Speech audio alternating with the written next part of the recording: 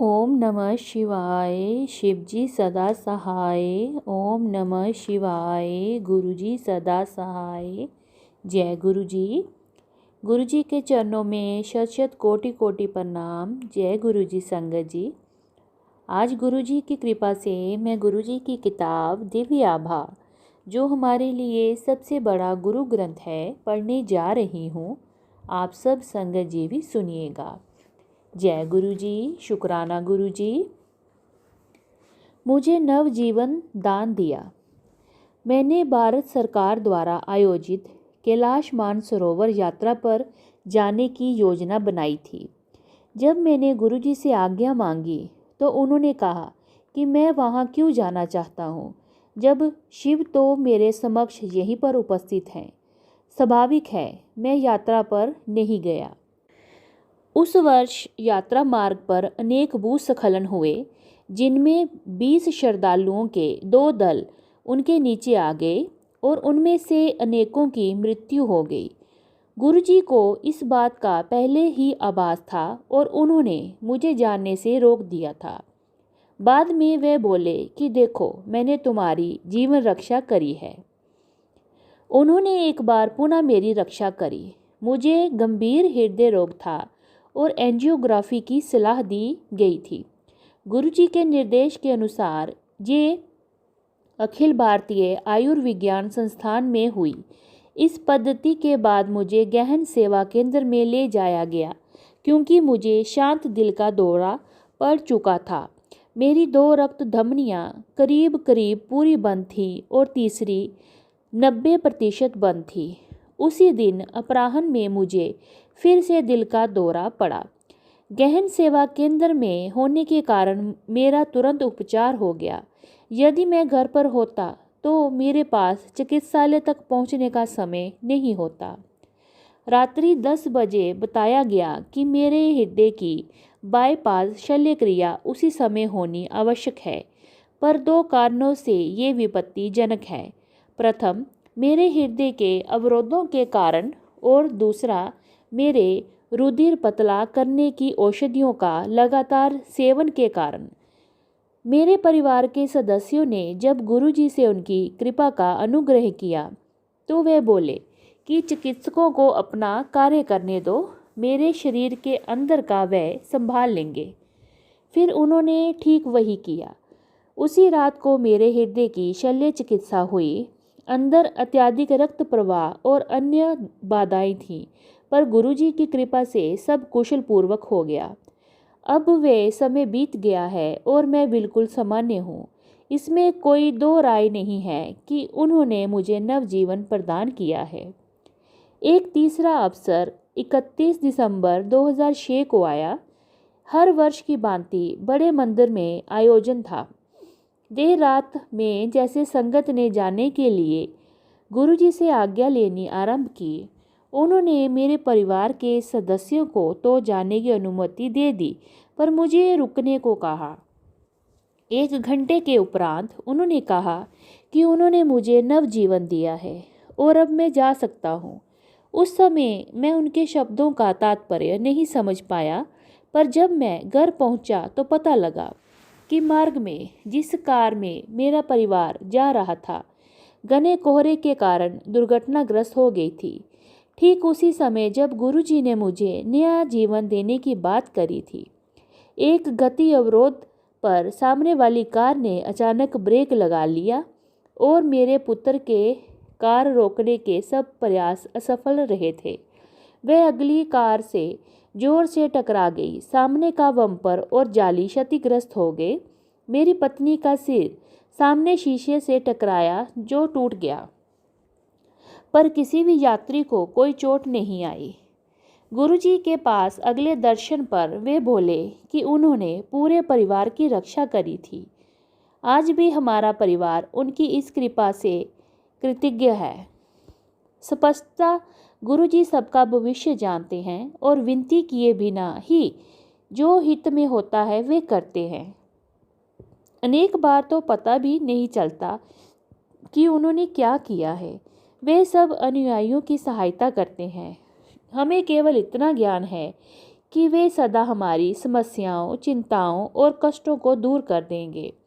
हम अपने सब मानसिक तनाव उन पर छोड़कर शांतिपूर्वक रह सकते हैं। गुरुजी को मिले बिना उपचार।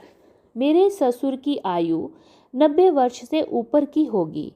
वे मनोभ्रंश डिमेंशिया रोग से ग्रस्त थे, जो बड़े लोगों को अक्सर हो जाता है। कभी कभी मेरे ससुर परिवार में किसी को पहचानते नहीं थे, आक्रामक हो जाते थे और मतिभ्रम होना कल्पना करते रहते थे। उन्हें गुरुजी में विश्वास नहीं था और कभी उनसे मिले भी नहीं थे। गुरुजी ने मेरी पत्नी की प्रार्थना का उत्तर दिया और इस रोग से, जिसका आधुनिक चिकित्सा विज्ञान में भी कोई उपचार नहीं है, उनको 90% तक राहत मिल गई। छोटे पुत्र और मुझे नौकरी मिली। मेरा छोटा पुत्र एक यांत्रिक है और वह पूंजी बाजार में लगा हुआ था। एक बार गुरुजी ने उससे प्रश्न कर उसे नया कार्य करने की सलाह दी। मेरा पुत्र कई दिनों तक नौकरी ढूंढता रहा, पर उसे सफलता नहीं मिली। एक दिन गुरुजी ने पुनः उससे प्रश्न किया और नकारात्मक उत्तर मिलने पर कहा कि उसे 15 दिन में नया कार्य मिल जाएगा। एक सप्ताह में उसको साक्षात्कार के लिए आमंत्रण आ गया और 13वें दिन उसे नया कार्य मिल गया। 6 वर्ष पूर्व मैं योजना आयोग से सेवानिवृत्त हुआ था। उसके बाद मैं कुछ कार्य करना चाहता था, पर मुझे कोई अच्छा कार्य नहीं मिल रहा था। गुरुजी ने कुछ अवसरों पर सुझाव दिया था कि मैं किसी अच्छी संस्था में सलाहकार का काम कर लूं। मैं अच्छे कार्य की खोज में लगा रहा। एक दिन अचानक एक पुराने मित्र मिले। उन्होंने एकदम मुझे मेरी पसंद का कार्य दे दिया। संयोग से ये गुरुजी की महासमाधि के कुछ समय उपरांत हुआ। इससे यही सिद्ध होता है कि गुरुजी अभी भी हमारे साथ हैं और हमारी सहायता कर रहे हैं। संसाधन के अभाव में गृह निर्माण। सेवारत होते हुए मैं चाणक्यपुरी में सरकारी आवास में रहता था। सेवानिवृत्त होने के बाद मैंने द्वारका में एक छोटे घर में रहने का निर्णय ले लिया था, पर गुरुजी ने मुझे गुड़गांव में एक 500 गज का भूखंड लेकर घर बनाने को कहा। उनसे बार बार निवेदन करने पर उन्होंने 360 गज का छोटा भूखंड लेने को कहा। आर्थिक अथवा शारीरिक रूप से मेरी इतनी सामर्थ्य नहीं थी कि मैं ऐसा कर सकूं, पर जब निर्माण आरंभ हुआ तो मुझे अपनी भूल का पता लगा। गुरुजी की दया निर्माण कार्य में विदित थी। जब भी धन की आवश्यकता पड़ती थी वह मिल जाता था। इस संदर्भ में 2 वाक्य प्राप्त होंगे। सामान्यतः बैंक सेवा निवृत्त लोगों को ऋण देना नहीं चाहते, पर मुझे बैंक के अधिकारी ने स्वयं ऋण देने की बात कही और वह बिना किसी कठिनाई के मिल भी गया। यद्यपि हमारी पैतृक संपत्ति थी, मेरे भाई बहनों में मतभेद था और ऐसा प्रतीत नहीं होता था कि ये कभी मिट पाएंगे। एक दिन जब मैं बड़े मंदिर में था, मेरी बहन ने फ़ोन किया और कहा कि सब मतभेद समाप्त हो गए हैं, एक खरीदार मिल गया है और मुझे पहली किश्त अगले दिन मिल जाएगी। इस प्रकार गुरुजी की कृपा से कभी भी धन की कमी नहीं हुई। रोग से पहले उसका निदान। गुरुजी ने मेरी पत्नी को ताम्र लोटा लाने को कहा। हम चकित रह गए, क्योंकि मेरी पत्नी की बढ़ती आयु की समस्याओं, कोलेस्ट्रॉल और यूरिक अम्ल के अन्यथा और कुछ नहीं था। हम गुरुजी के निर्देशों का पालन करते।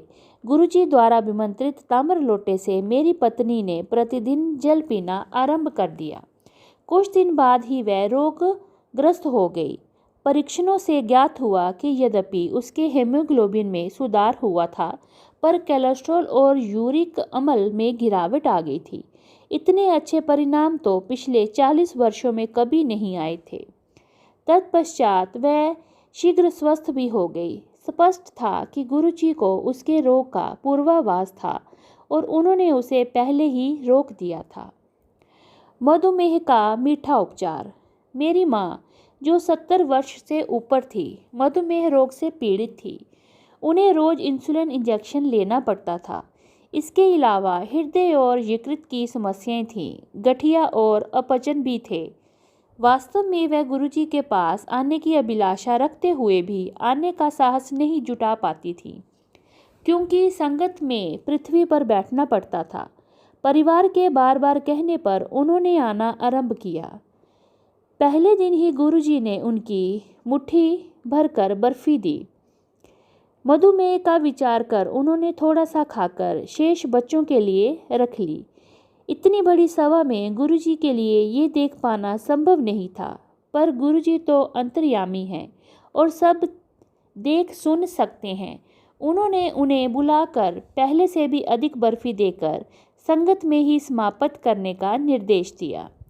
उन्होंने वैसा ही किया और कुछ दिनों के उपरांत चिकित्सकों ने उनके मधुमेह में आश्चर्यजनक सुधार देखे। उनके इंसुलिन इंजेक्शन बंद कर दिए। चिकित्सा विज्ञान में ऐसा संभवतः कभी ना हुआ हो, पर जैसा कहते हैं कि गुरुजी की दया वहाँ पर आरंभ होती है जहाँ चिकित्सा विज्ञान असफल हो जाता है। उनके गठिए में भी सुधार आया और ऐसा ही हृदय रोग में हुआ। अब वे घंटों अपने पैर मोड़कर बैठ सकती थीं। उनके हृदय की औषधियाँ भी कम कर दी गईं। ये सब गुरुजी को उनकी स्थिति बिना बताए हुआ। इसमें कोई संशय नहीं है कि गुरुजी हर स्थान पर हैं। उन्हें बताए बिना उन्हें सबका ज्ञान है और वे सब करने में सक्षम हैं। वे अपने अनुयायियों के हित में जो भी है वे स्वयं कर देते हैं। ये सत्संग गुड़गांव के भगवान दास जेठरा अंकल जी का है। जय गुरु जी, शुक्राना गुरु जी। ओम नमः शिवाय, शिव जी सदा सहाय। ओम नमः शिवाय, गुरु जी सदा सहाय। जय गुरु जी, शुक्राना गुरु जी।